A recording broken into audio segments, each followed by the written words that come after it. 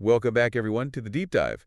Today we're going to be tackling something I know you're all very interested in, the potential TikTok ban in the U.S. Right, yeah, it's been all over the news. Exactly. So we're going to go beyond the headlines here. We're really going to dive deep, and I'm joined by our expert. Hello.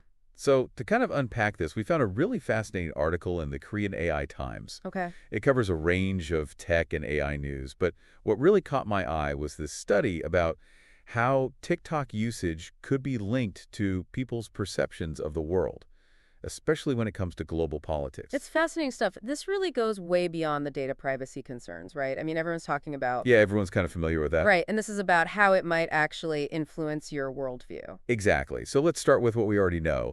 The U.S. government is concerned about user data from Americans potentially being accessed by the Chinese government through TikTok. Yeah. And that's kind of the main driver behind all these actions, right? Absolutely. That's the main concern that's been driving a lot of the discussion. But what this article brings to the table and the study it highlights is that TikTok could actually be shaping how users perceive certain countries and their actions. Oh, wow. And the study itself was conducted in Germany, and the findings were really striking. Okay. They found that TikTok users were more likely to view China and Russia favorably than non-users. Compared to non-users. That's fascinating. Yeah. Can you give us any, specific examples of what they found in the study? Yeah, so for instance, TikTok users were less likely to classify China as a dictatorship. Oh, wow. And they were less critical of Russia's actions in Ukraine. Wow. So it's not just vague feelings, it's actually measurable differences in how they view these geopolitical issues. That's wild. I mean, it makes you wonder if what you see on your For You page can actually have that much of an effect. Right. Has that ever happened to you? Have you ever felt your opinion on something shift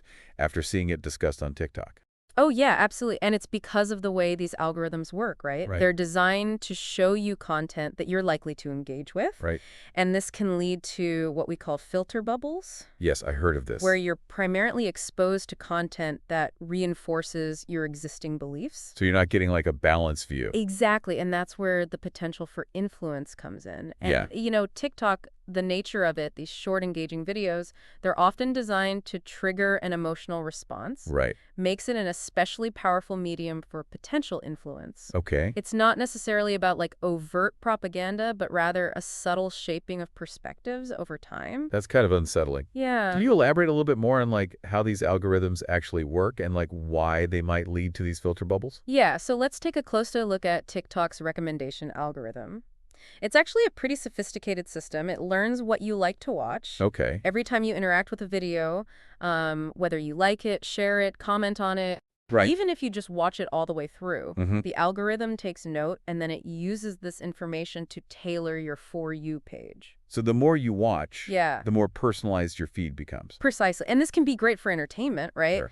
But it also creates this potential for you to be exposed to a very narrow range of viewpoints. Right. It's like being in an echo chamber, Interesting. where you only hear voices that agree with you. And that brings us back to the concerns that the article raised about how this potential for influence could play out, especially during international conflicts. Right. Imagine a scenario where tensions are rising between two countries, Okay. and one side is able to subtly influence the perceptions of TikTok users in the other country Oh, wow. by feeding them content that paints their actions in a positive light. Oh, so it's almost like Or downplays their aggression. propaganda, but it's subliminal. Oh. Exactly. It's a powerful tool It is a powerful tool. in the information age.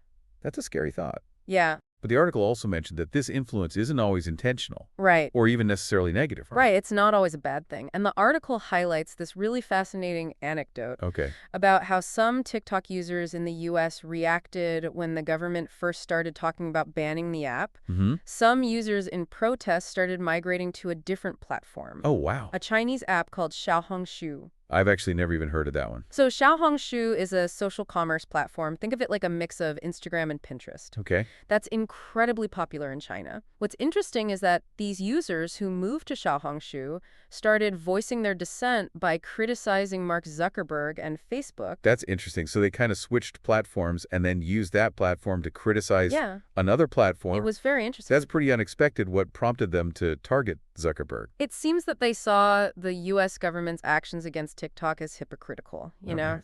Considering Facebook's own history of data privacy issues. Right. They've had their fair share Exactly. of controversies. So they saw it as a double standard, and they used social media as a platform to express their dissatisfaction. So it's kind of like a digital protest, Yeah. using one platform to criticize another? Exactly, and it illustrates the complex dynamics at play here, you know? Yeah. Social media can be a tool for spreading awareness, Yes. mobilizing people, and even challenging authority. It's not just about entertainment or passive consumption. It's a very powerful tool. It can be a powerful force for social and political change. That is true.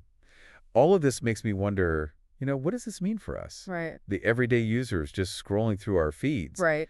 It's kind of unsettling to think that our opinions and perceptions could be subtly shaped by these algorithms, even without us realizing it. It is a lot to think about. Yeah. And the most important takeaway here is to be a critical consumer of information.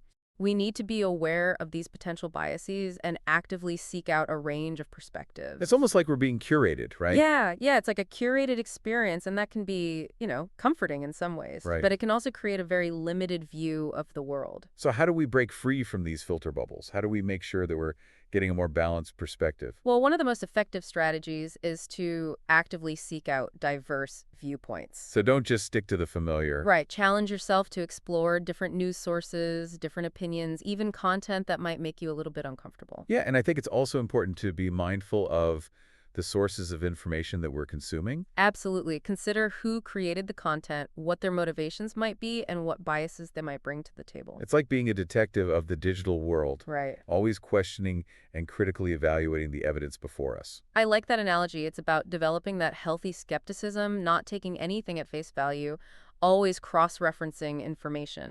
Well, this deep dive into TikTok and trust has really highlighted the importance of being an active participant in our own information consumption. It's not just about passively scrolling through our feeds. It's about engaging, critically questioning, and actively seeking out a broader understanding. So to recap this deep dive, we've explored the data privacy concerns, the potential for subtle influence, and the need for algorithmic literacy in the age of TikTok. Yeah, we've really gone beyond the headlines to uncover the deeper implications of this platform and its potential impact on our perceptions of the world. And I think the key takeaway here is that it's up to each of us to be informed consumers of information, to question everything, and to seek out those diverse perspectives. Because in a world where information is power, the ability to think critically is our greatest asset.